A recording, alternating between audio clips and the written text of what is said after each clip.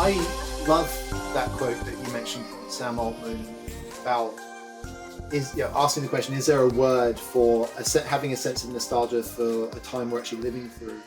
Because I think what Sam's doing there is he's demonstrating awareness of the importance of the story that he is living and also involved with making. Yeah.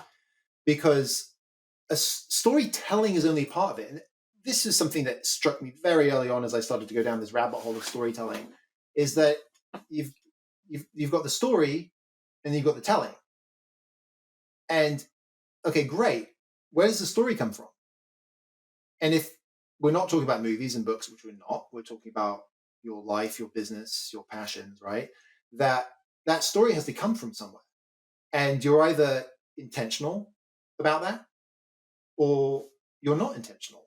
Sure. It's kind of like in the Matrix, the red pill, blue pill. It's like, are you going to take the blue pill and just go back to fumbling through your life and working until you bleed and hopefully making it and hopefully having enough success to do what you want and support your family, whatever it is that you're trying to do?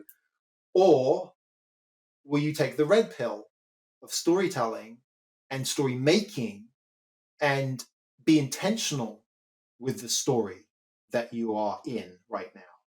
And there is immense power in that.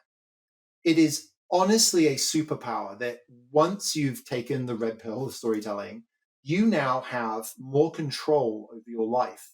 I'm not promising you ultimate control because we're bumping into everybody else's stories all the time, but you have so much more agency. You're being deliberate. Yep. Yeah. I love that, actually. I think that's actually a really good takeaway.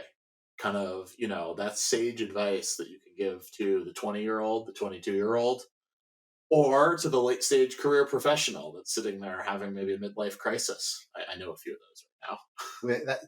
Tis the season of our lives, isn't it?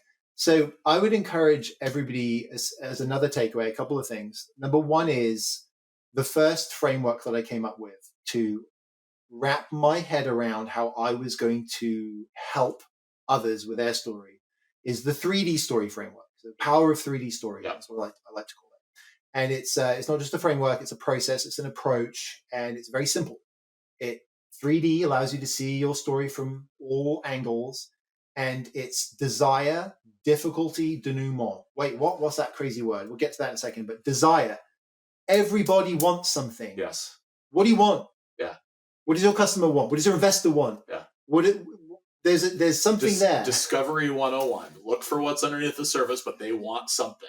And it's probably very deep and emotional and true to them as a person. And it's probably not what you think. Yeah. And it's probably so fundamental that it's probably one of a handful of things, which is something I've actually been thinking about and I'm working on, which is kind of the ultimate seeds of all stories. But that's a topic for another day. And then there's difficulty. Wouldn't it be nice if we all got what we wanted all the time? Well, like I said, we're bumping into other people's stories, so it's not going to happen. But there's things that stand in our way, right? My son's friend wanted crushed ice, right?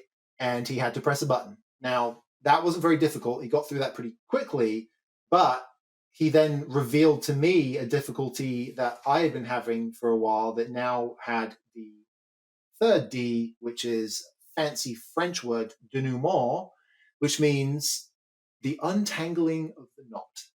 Untangling of the knot. It's not a solution. It's not your product. It's whoever's story it is, how they untangled that big old mess that they maybe didn't even understand what their desires were, right? And you are a part of helping with that. You are not the only part of that.